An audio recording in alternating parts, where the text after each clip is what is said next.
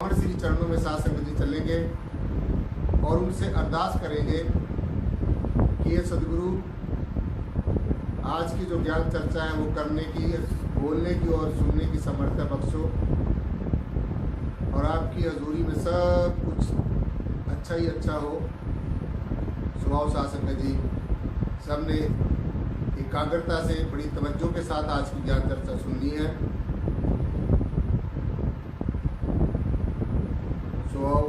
सदगुरु भगवान के पावन श्री चरणों में साथ संगत जी पहले अरदास करेंगे, बेनती करेंगे, प्रेयर करेंगे कि ये सदगुरु सबके ऊपर अपना दया भरा हाथ रखो। सरस्वती जी, महात्मा सरस्वती जी धर्म निराकार स्वभाव साथ संगत जी, कई संत महापुरुष जुड़ गए हैं तो आज की ज्ञान चर्चा शुरू करेंगे। जैसे मैंने बोला कि सबसे पहले सदगुरु भगवान के पावन श्री चरणों में चलेंगे। आओ सब एक मन और एक चित्त होकर सबने आज की ज्ञान चर्चा सुननी है, एकाग्रता से और समग्रता से सुननी है, पूरी तवज्जो के साथ सुननी है। आज का जो ज्ञान चर्चा का साथ संगत जी पूरा आनंद लेना है। स्वभाव गुरु जी के पावन श्री चरणों में साथ संगत जी अरदास करेंगे, बेनती करेंगे। बोलो सदगुरु भगवान की।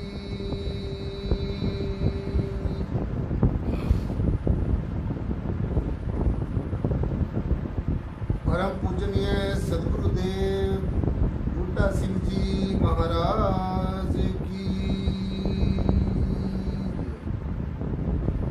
परम पूजनीय सदगुरु शहनशाह मेहताब सिंह जी महाराज की। परम पूजनीय सदगुरुदेव लक्ष्मण सिंह जी महाराज की। परम पूजनीय सदगुरुदेव प्रियतम नाथ जी महाराज की। गुरु सर्व संत समाज की।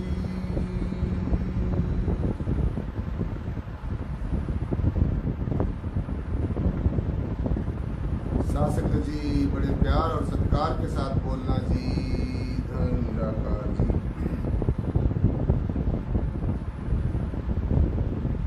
आदि गुरु नमस्कार निराकार, श्री सतगुरु चरण ओत प्रोत परवेश।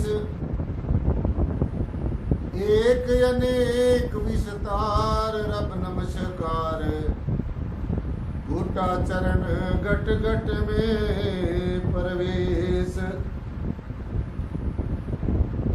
धन धन मेरे सदगुरु पूर्ण गुरु मेहताब। बार बार करूं वंदना, नमस्कार हर बार। बार बार करूं वंदना, नमस्कार हर बार। आप न आते जगत में, जन मरता संसार। जग तारण को आ गए मेरे पूर्ण गुरु मेहताब। जग तारण को आ गए सदगुरु लक्ष्मण सिंह महाराज।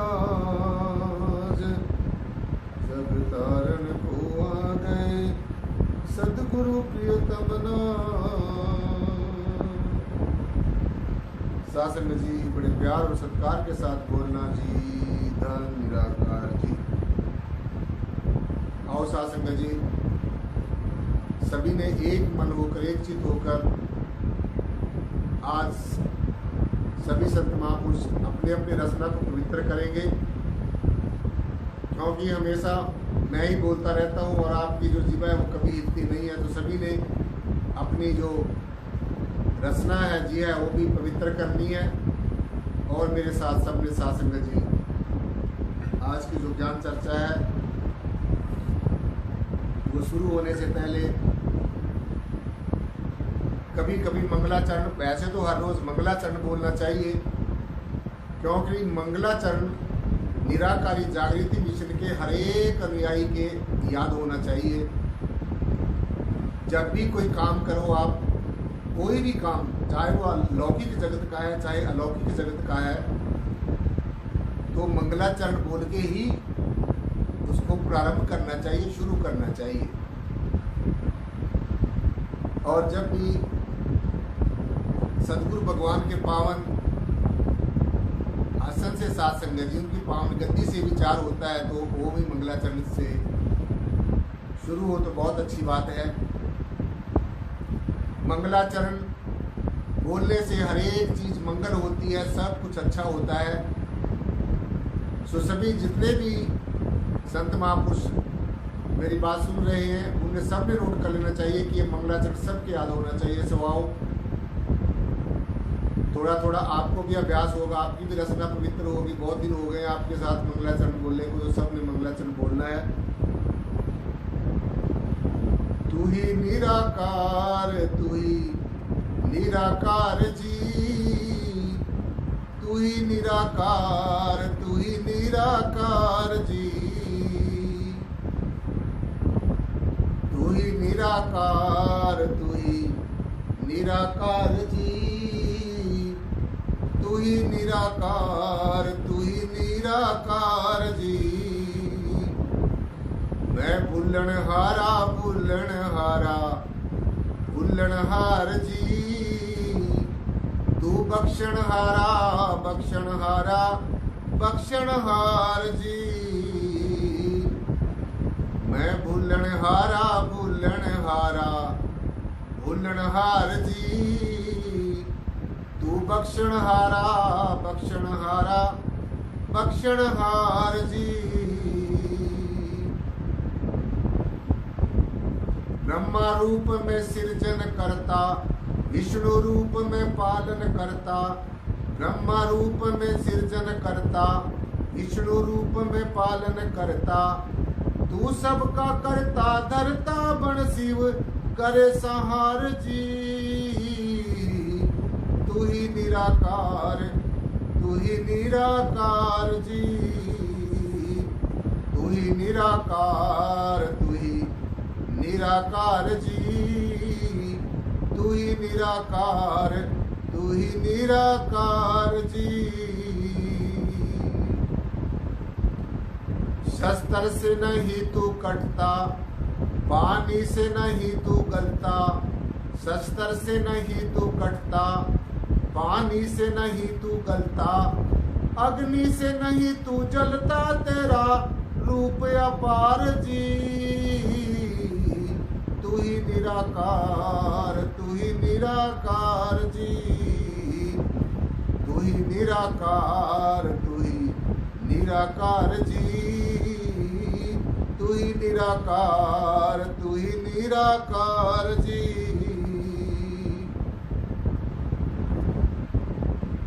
तू सबका है सब तेरे, तू दूर नहीं है नेड़े, तू सबका है सब तेरे, तू दूर नहीं है नेड़े, तू सबका प्रीतम प्यारा करता सबसे प्यार जी। तू ही निराकार, तू ही निराकार जी, तू ही निराकार, तू ही निराकार जी, तू ही निराकार, तू ही निराकार जी। सब में तेरा रूप समाया, कैसी अद्भुत तेरी माया, सब में तेरा रूप समाया, कैसी अद्भुत तेरी माया, पल भर में अलख लखाया तू सच्ची सरकार जी। तू ही निराकार, तू ही निराकार जी, तू ही निराकार, तू ही निराकार जी, तू ही निराकार, तू ही निराकार जी।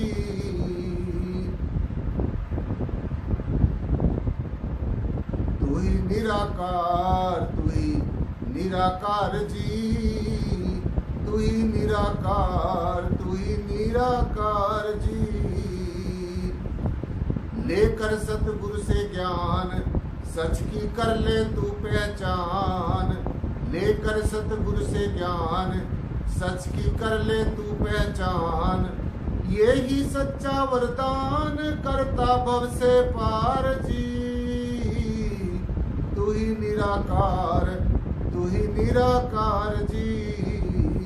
तू ही निराकार, तू ही निराकार जी। तू ही निराकार, तू ही निराकार जी।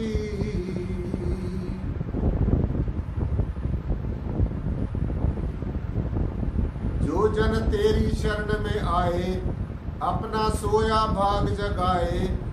जो जन तेरी शरण में आए अपना सोया भाग जगाए। जीवन में सब कुछ पाए सुख के भरे भंडार जी। तू ही निराकार, तू ही निराकार जी। तू ही निराकार, तू ही निराकार जी। तू ही निराकार, तू ही निराकार जी। बूटा सिंह ने ये समझाया श्री मेहताब पिता ने ध्याया। बूटा सिंह ने ये समझाया श्री मेहताब पिता ने ध्याया। लक्ष्मण सिंह ने ये बतलाया सब ग्रंथों का सार जी। तू ही निराकार, तू ही निराकार जी। तू ही निराकार, तू ही निराकार जी। तू ही निराकार, तू ही निराकार जी। मैं भूलनहारा भूलनहारा भूलनहार जी। तू बख्शनहारा बख्शनहारा बख्शनहार जी। तू बख्शनहारा बख्शनहारा बख्शनहार जी। तू बख्शनहारा बख्शनहारा बख्शनहार जी।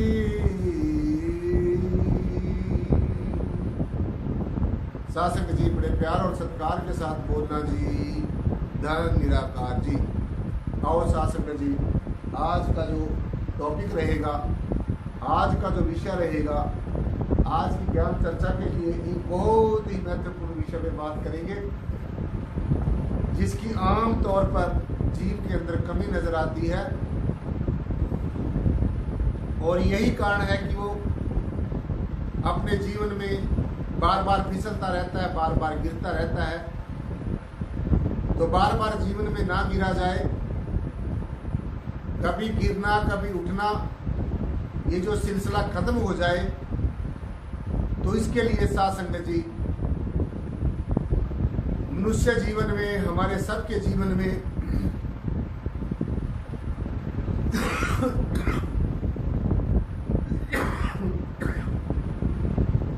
जितने भी आध्यात्मिक जिज्ञासु हैं साथ संगत जी, सबके जीवन में ये दो महत्वपूर्ण चीजें होनी बहुत ही ज्यादा जरूरी है। आध्यात्मिक, खासकर आध्यात्मिक जिज्ञासुओं के लिए, जो परमेश्वर से मिलने की डगर के ऊपर प्रशस्त होते हैं, चलते हैं, जिनके अंतःकरण में ये तीव्र इच्छा है कि हमने जीते जी परमेश्वर का, परमात्मा का, परब्रह्म निर्गुण निराकार सर्वाधार विश्वाधार परम तत्व का साक्षात्कार करना है, दर्शन दीदार करना है, उनके लिए तो बहुत ही ज्यादा जरूरी है। वैसे आम आदमी के लिए भी ये दोनों चीजें होनी बड़ी ज्यादा जरूरी है। चाहे वो जीवन के किसी भी फील्ड में काम करता है, तो अगर ये दोनों चीजें उसके पास होगी तो उसको निश्चय ही सफलता मिलेगी और निश्चय ही उसका चहुमुखी विकास होगा। सो आप सोच रहे हैं अभी वो कौन सी ऐसी चीजें हैं, वो चीजें आपके पास ही है, कहीं से लेनी नहीं है, उधारी नहीं लेनी है, वो आपके पास ही, सबके पास है। परमेश्वर ने इस परब्रह्म निर्गुण निराकार सर्वाधार विश्वाधार परम तत्व ने वो दोनों चीजें हमें भरपूर मात्रा में दी हैं, बहुत मात्रा में दी और हमारे वो अंदर ही रखी है। परंतु जब तक वो दोनों शक्तियां जागृत नहीं होती, तो तब तक जीव किसी भी फील्ड में, किसी भी जीवन के किसी भी क्षेत्र में वो सफलता प्राप्त नहीं कर सकता। और यही कारण है कि किसी भी फील्ड में आप चले जाओ, किसी भी फील्ड में आप चले जाओ, तो हर एक जीव की यही शिकायत होती है कि मैं अपने इस जीवन में, अपने इस फील्ड में, अपने इस क्षेत्र में मैं सफल नहीं होता। क्या कारण है?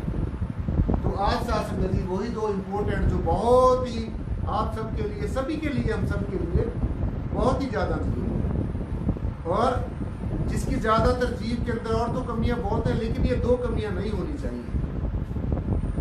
और जितनी भी हमारी कमियां हैं, उन कमियों को ये दो चीजें ढक सकती हैं, अगर ये दोनों चीजें हमारे पास हो। जो अब आप बड़ी बेसब्री से इंतजार कर रहे हो कि वो दो चीजें क्या हैं, तो बड़े ध्यान से सुनना है। अगर वो दोनों चीजें आपके पास हैं, वो हैं आपके पास, सभी के पास हैं, लेकिन जैसे जो दो दीपक होते हैं, एक दीपक जला हुआ होता है जो ज्वल ज्वल प्रज्वल होकर प्रकाश देता है सभी को, और एक दीपक जो है वो बुझा हुआ होता है। हम दोनों को ही दीपक कह रहे हैं कि ये दोनों दीपक हैं, और वास्तव में दोनों दीपक हैं भी हैं, परंतु वो दोनों दीपकों की जो अवस्था है, उनकी जो पोजीशन है, उसमें फर्क है। जो जला हुआ दीपक है उसको लोग ज्यादा पसंद करेंगे, जो बुझा हुआ दीपक है तो वो भी दीपक है, लेकिन उसको कोई पसंद नहीं करेगा। तो वो दो जो इम्पोर्टेंट जो एस्पेक्ट हैं हमारे अंतर में जो दिव्य शक्तियां हैं, तो वो कौन कौन सी है? एक विवेक है और दूसरा ज्ञान है। जीवन में इन दोनों बातों को याद रखना, एक ज्ञान है और दूसरा विवेक है। तो जब आपके अंतर में विवेक जागृत हो जाएगा, ज्ञान के साथ साथ में बोध हो जाएगा, रियलाइजेशन हो जाएगी, एहसास हो जाएगा, तो आप ये समझिए, सीधा सीधा ये समझिए कि जो ज्ञान है और जो विवेक है वो हमारे अंतर है, लेकिन विवेक जागृत नहीं हुआ, ज्ञान जागृत नहीं हुआ। तत्व ज्ञान जब तक जागृत नहीं हुआ, जब तक प्रकट नहीं हुआ, उजागर नहीं हुआ, तो तब तक उसका कोई फायदा नहीं है। तो जो ज्ञान है और दूसरा विवेक है, एक आध्यात्मिक जिज्ञासु के लिए, एक ऐसे मार्गी के लिए जो परमेश्वर से मिलना चाहता है, जो परमात्मा का प्रत्यक्ष में दर्शन दीदार करना चाहता है, ऐसे साधक के लिए, ऐसे आध्यात्मिक जिज्ञासु के लिए दोनों चीजों का होना उसके पास बहुत ज्यादा जरूरी है। तो जो ज्ञान है और जो विवेक है, एक आत्मिक जिज्ञासु की, आध्यात्मिक जिज्ञासु की, आध्यात्मिक पथ पर चलने वाले के लिए, सो ऐसे साधक की एक बहुत ही बड़ी पूंजी है। जो ज्ञान और विवेक है वो एक आत्मिक जिज्ञासु की, आप सब लोगों के लिए एक बहुत बड़ी पूंजी है। तो अगर आपको ज्ञान है, और मैंने आपको बहुत बार ये बात बताई, आज भी मैं अर्ज कर दूंगा आपको सभी को,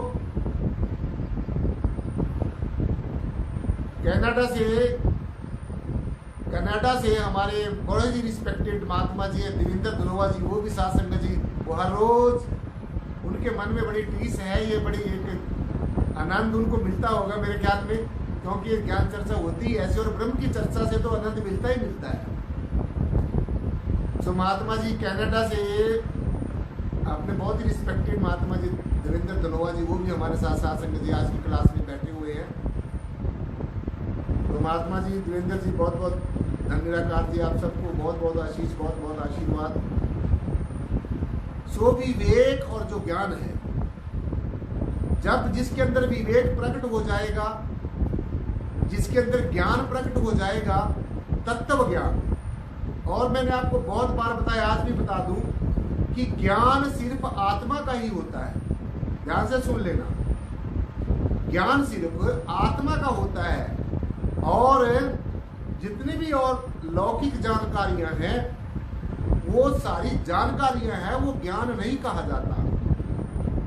क्योंकि जैसे आत्मा कभी समाप्त नहीं होती, अजर अमर और अविनाशी होती है, तो ऐसे ही आत्मा का ज्ञान, आत्मा का बोध, आत्मबोध और आत्मज्ञान भी कभी भी समाप्त नहीं होते। ओके, ये तो हुई हमारे ज्ञान की परिभाषा।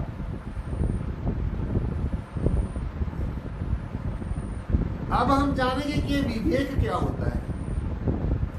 विवेक का और ज्ञान का और प्रेम का। तो पहले हम बात करेंगे ज्ञान की और विवेक की। तो ज्ञान का और विवेक का बहुत ही घनिष्ठ संबंध है, ये एक दूसरे के बिना रह नहीं सकते। ज्ञान विवेक के बिना अधूरा है और विवेक ज्ञान के बिना अधूरा है। ऐसा बताया कि ज्ञान जो है वो विवेक के बिना अंधा है और विवेक ज्ञान के बिना लंगड़ा है। विवेक ज्ञान के बिना चल नहीं सकता और ज्ञान विवेक के बिना देख नहीं सकता। सो बड़ी दोनों इंपॉर्टेंट बातें हैं जो हम सबके जीवन में होनी बहुत ज्यादा जरूरी है। सो ज्ञान और विवेक एक आध्यात्मिक जिज्ञासु की एक बहुत बड़ी पूंजी है, एक बहुत बड़ा खजाना है, एक बहुत बड़ी संपत्ति है। और ऐसी संपत्ति है, ऐसा धन है कि जो कभी समाप्त नहीं होता। दुनिया की सब चीजें फना हो जाएंगी, सब रिश्ते नाते सगे संबंधी सब साथ छोड़ जाएंगे। दुनिया की इस अखिल ब्रह्मांड के बीच में, जमीन और आसमान के बीच में जो भी दृष्टिमान जो जगत है, जो दृष्टिमान जगत का सारे का जो प्रपंच है, जो दिखने में आ रहा है, जो दृश्य है,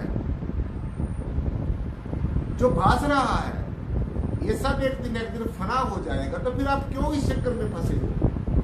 क्यों इनके रिश्ते नाते सके संबंधियों के मोह फास में फंसे हो? छोड़ो इसको, इस मोह को छोड़ो, इस निद्रा को छोड़ो, उठो, जागो और तब तक प्रयास करते रहो जब तक हमें अपने निज स्वरूप का ज्ञान ना हो जाए, जब तक आपको अपने निज रूप का बोध ना हो जाए, जब तक आप अपने आप में ठहर ना जाएं, जब तक आप अपने आप में स्थित प्रज्ञ हो जाएं, जब तक आप अपने आप में आत्म प्रज्ञ हो जाएं, अडिग ना हो जाएं, अडोल ना हो जाएं, तब तक प्रयास करते रहना है और निरंतर अपना आत्म निरीक्षण भी करते रहना है, आत्म परीक्षण भी करते रहना है।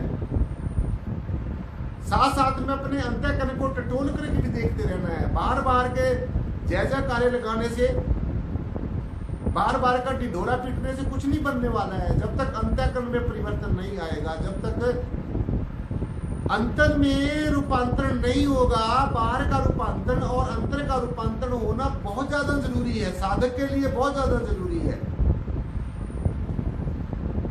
तो किसी दिखावट की, किसी बनावट की, किसी सजावट की कोई जरूरत नहीं है। सच्चाई को ना खरीदा जा सकता है और ना बेचा जा सकता है। तो ये तो एक परम सत्य है, ये निर्गुण निराकार सर्वाधार विश्वाधार परम तत्व तो एक ये अकाट्य सत्य है, परम सत्य है और परम सत्ता है, परम चैतन्य है, परम चैतन्य हस्ती है। सो इसलिए ज्ञान और विवेक है वो एक आध्यात्मिक जिज्ञासु की बहुत बड़ी पूंजी है। और अब आप देखो कि हमारे अंतर में ये प्रोसेस कैसे चलता है, ज्ञान और विवेक कैसे काम करते हैं। विवेक हमारी इच्छा को निर्देश देता है। जब हमारे अंतर में कोई इच्छा जागृत होती है, किसी चीज को पाने की, देखने की, कोई भी ABC कोई भी इच्छा जागृत होती है, तो जो हमारा विवेक है वो इच्छा को निर्देश देता है, प्रैक्टिकली रूप से उस इच्छा को पूरी होने का निर्देश देता है। और अगर वो इच्छा विवेक की आज्ञा का पालन करती है, ध्यान से सुनना आज की चर्चा, अगर जो इच्छा है वो विवेक की आज्ञा का पालन करती है, तो उससे क्या होता है? उससे विवेक बढ़ता है, उससे विवेक बलवान होता है, उससे जो विवेक है साथ संगत जी वो विकसित होता है, विशाल होता है, बड़ा होता है, बढ़ता है। और अगर वो इच्छा विवेक की आज्ञा का पालन ना करे तो विवेक कम हो जाता है। तो ठीक इसी प्रकार से जो अनुयायी, चाहे वह किसी भी गुरु का शिष्य है, जब तक वो अपने सदगुरु की आज्ञा का पालन नहीं करता, जब तक वो उनके आदेश और उपदेश की पालना नहीं करता, तो उसके जीवन में कभी भी उल्लास, कभी भी सुख, कभी भी आनंद नहीं हो सकता। उसका जीवन सफल नहीं हो सकता। उसके जीवन में आनंद की जो किरण है वो कभी नहीं फूट सकती। इसलिए जैसे विवेक इच्छा को आज्ञा देता है और इच्छा विवेक क्या आज्ञा का पालन करती है तो विवेक उससे बढ़ता है, विकसित होता है। इसी प्रकार से जो शिष्य अपने गुरु की आज्ञा का पालन करता है उसका भी दिनों दिन सब कुछ बढ़ता चला जाता है। जिसके अंदर विवेक बढ़ गया, ज्ञान प्रकट हो गया, तो वो सभी समस्याओं का हल कर लेता है। वो लौकिक और अलौकिक जगत की कोई भी समस्या है उनका सहज में समाधान कर लेता है। सो इसलिए जो विवेक है वो एक अंतर ज्ञान है, अंदर का ज्ञान है। जैसे बाहर के चीजों का ज्ञान है, बाहर की संसारिक दृष्टिमान जगत की चीजों की जानकारियां हैं, तो विवेक एक अंतर ज्ञान है, अंतर से ही प्रकट होता है, अंतर ज्ञान है, एक बाहरी ज्ञान होता है। लेकिन जो विवेक है ये साथ संगत जी हमारा आंतरिक ज्ञान है, अंतर का ज्ञान है और एक चेतना है, एक चेतना है। विवेक एक चेतना है, चेतनता है, नित्य है, हर समय, हर पल है, हर क्षण है। जब विवेक जागृत हो जाता है तो सब कुछ में जागृत हो जाता है, सारे शरीर के चक्र जागृत हो जाते हैं और जो सकारात्मक अप्रोच है वो ज्यादा बढ़ती चली जाती है और नकारात्मक जो दृष्टिकोण है वो घटता चला जाता है। और जब सकारात्मक सोच जो बलवती हो जाती है, बढ़ती है, जागृत हो जाती है, तो नकारात्मक दृष्टिकोण के ऊपर, नेगेटिव अप्रोच के ऊपर, नकारात्मक सोच के ऊपर अपना प्रभाव डाल लेती है और नकारात्मक सोच को अपने अधीन कर लेती है, अपने वशीभूत कर लेती है। और सकारात्मक सोच जब प्रकट हो जाती है, जब अपना प्रभाव दिखाती है साथ संगत जी, तो फिर सब कुछ ठीक होता चला जाता है। सो जो विवेक है वो साधक की एक क्षमता है, एक कॉम्पिटेंसी है। विवेक से जो साधक है, जो जिज्ञासु है, वो उसके अंदर कॉम्पिटेंसी आती है, क्षमता आती है, सब कुछ करने की क्षमता आती है, कुछ समझने की क्षमता आती है, कॉम्पिटेंसी आती है। सो इसलिए सासंगत जी विवेक बहुत ही ज्यादा इम्पोर्टेंट, ज्ञान बहुत ही ज्यादा इम्पोर्टेंट है हमारे लिए, जीवन में बहुत ज्यादा जरूरी है। सो जो विवेक है जब ये जागृत हो जाता है तो क्या करता है हमारे अंतःकरण में? जब विवेक जागृत होता है, ज्ञान जागृत होता है, तो विवेक क्या करता है? तो विवेक मैं आपको सीधा सीधा बताना चाहूंगी कि हमारे अंतर में जब विवेक जागृत हो जाता है तो विवेक यह निर्धारित करता है, ये फैसला करता है, ये न्याय करता है कि क्या सच है, क्या झूठ है, क्या सही है, क्या गलत है। सही को सही कहना, गलत को गलत कहना, सच को सच कहना, झूठ को झूठ कहना। ये जो हंस गति है, इसको हम कहते हैं हंस गति।